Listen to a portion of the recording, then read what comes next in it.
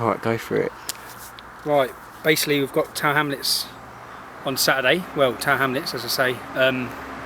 Just to keep everyone up to speed with what's been going on, a lot of people are asking, is it banned? What's happened is we've got our march route which takes us over Tower Bridge and up the Minories, and we were due to be going right onto Whitechapel Road, which would take us into Tower Hamlets, but the police have put conditions which will take us left up to Aldgate. So the march is definitely not banned. Now what's happened is Luther Rahman, with his £1 billion budget, has gone for a judicial review. He went yesterday to the High Court and he challenged the head of the Metropolitan Police for why they haven't put in to ban our march.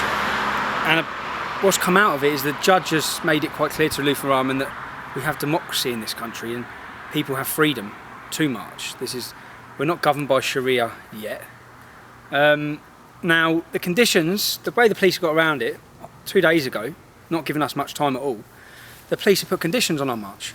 Conditions that pretty much says we do not enter Tower Hamlets. We still march over Tower Bridge, we still march up the Minories, but we're not allowed to go right into Whitechapel Road. Now the reasons they're given is due to the fact that it will provoke a violent reaction. Now, whether it provokes a violent reaction or not, it's neither here nor there. It's our democratic right and our freedom of assembly and our right as British people and as English men to enter into the borough of Tower Hamlets. The problems are in the borough of Tower Hamlets.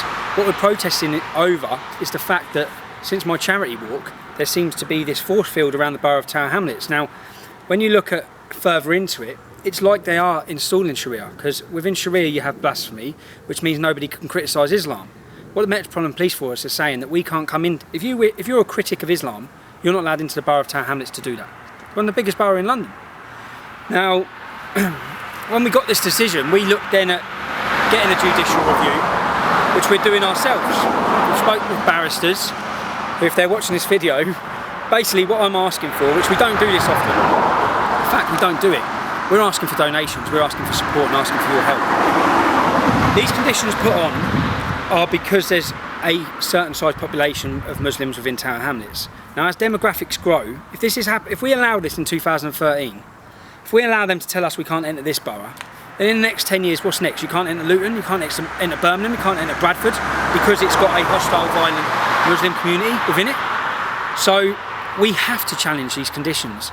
Now, the police probably didn't think we'd get it done in time. We have got it done in time. We've had our legal argument, which we have got a genuine legal argument, because the law states that if the other people are going to be the aggressors, they still have to, if the threat's not coming from the English Defence League, which it's not, everyone knows it's not, then they still have to allow us to exercise our freedoms and our democratic rights.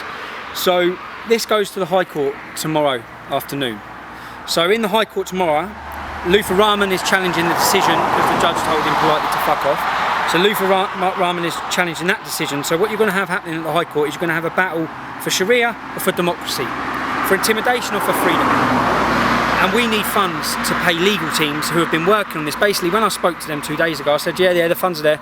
Crack on, get working. If they're watching this, they're going to be thinking, you little bastard, you've got the money.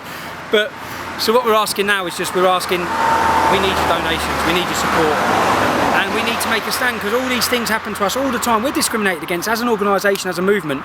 We're discriminated against all the time. And these conditions, if they can put these conditions on us to say that we can't enter the borough of Tower Hamlets, they can use these reasons.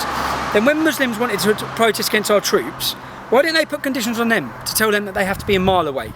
That they're not allowed to do it in front of our troops' faces and spit in their mothers' faces? Why didn't they do that? When they want to protest on September 11th and disrupt the silence like they did last year, again, why didn't they put conditions saying that they have to do it miles away, like they're doing with us? They have to do it in a different borough to what the American embassy is in. Why didn't they done it when on Remembrance Day, when they went to set fire to poppies? Why didn't they tell them they couldn't do it on that day? The conditions were they can't do it on that day, because they're using these conditions against us. So what we're saying is, if they had these conditions across the board on all organisations and all people, we wouldn't be half as bothered. But they're not. They're on us. They're on us.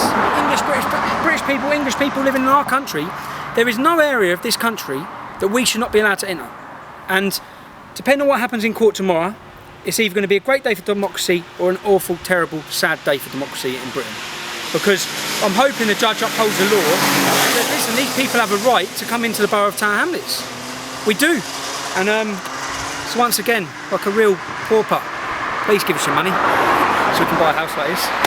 Who lives in a house like this? Anyway, God bless, and get donating, people. We need your help. See you on Saturday in Tower Hamlets.